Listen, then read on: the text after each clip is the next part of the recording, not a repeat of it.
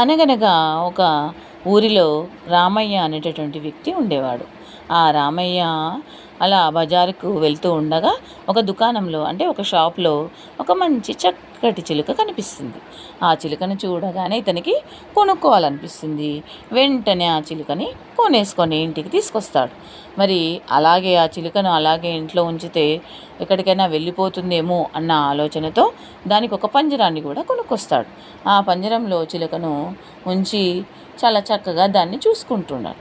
కానీ రామయ్యకి ఏమనిపించింది, అమ్మో, ఈ పంజరంలో చిలుకని ఇలా ఉంచితే అది స్వేచ్ఛగా తిరగలేక చాలా బాధపడుతుందేమో దాని మనసు అని ఆలోచించి మరి స్వేచ్ఛగా బయటకి విడిచిపెడితే ఇది ఎక్కడైనా వెళ్తే ఏం చేయాలి అనేటటువంటి రక్షణ దీనికి తెలియదు కదా, బోయే వాళ్ళ నుండి ఎలా రక్షించుకోవాలి అనేటటువంటిది విషయం దీనికి తెలియదు. కాబట్టి ఆ బోయేవాడు దీన్ని పట్టుకొని పోకుండా ఉండడం కోసం దీనికి సరైనటువంటి జాగ్రత్తలు నేర్పించి నేను దీన్ని బయటికి పంపిస్తాను అనుకుంటాడు.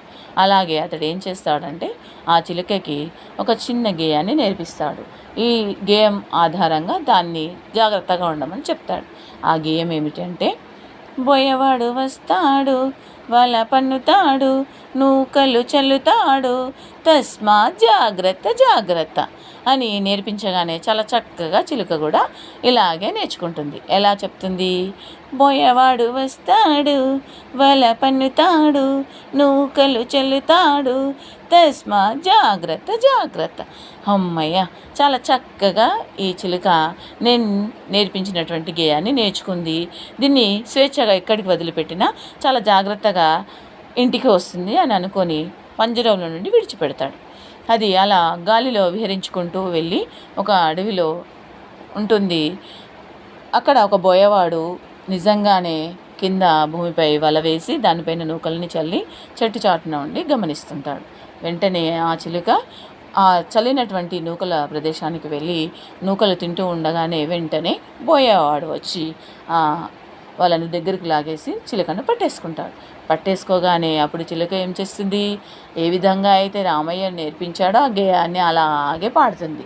ఏమని పాడుతుంది, బోయేవాడు వస్తాడు, వల పన్నుతాడు, నూకలు చల్లుతాడు, తస్మా జాగ్రత్త జాగ్రత్త అని పాడుతూ ఆ వలలో ఉండిపోతుంది. చూడండి, ఏమైంది, చిలుకకి గేయం నేర్పించడం ముఖ్యం కాదు. అంటే చిలుక గేయం రూపంలో నేర్పిస్తే చాలా చక్కగా నేర్చుకుంటుందే ఆలోచించాడు. కానీ దీని యొక్క అర్థం దానికి తెలిసిందా లేదా అనేటటువంటి విషయాన్ని అతడు గమనించలేడు. కాబట్టి చిలుక ఆ బోయవాని యొక్క వలలో చిక్కుకుపోవాల్సిన అవసరం వచ్చింది. అలాగే విద్యార్థులు ప్రతి ఒక్కరు కూడా అంతే. ఎవరైనా సరే మనం నేర్చుకున్నటువంటి ప్రతి ఒక్క అంశంలో ఉన్నటువంటి అర్థాన్ని గ్రహించి ఆ అర్థానికి అనుగుణంగా మనం నడుచుకున్నట్లయితే చాలా చక్కగా మన యొక్క చదువు అయినా సరే ఇతరేతర విషయాలైనా కూడా చాలా బాగుంటుంది. ఏదైనా సరే మనం ప్రాక్టికల్గా చేయాలి. ఊరికే వల్లె వేయడం కాదు, బట్టి పట్టడం కాదు. ప్రాక్టికల్గా చేసినప్పుడు దాని యొక్క అర్థాన్ని గ్రహించినప్పుడు మాత్రమే పూర్తిగా మనం తెలుసుకున్నట్లు అవుతుంది.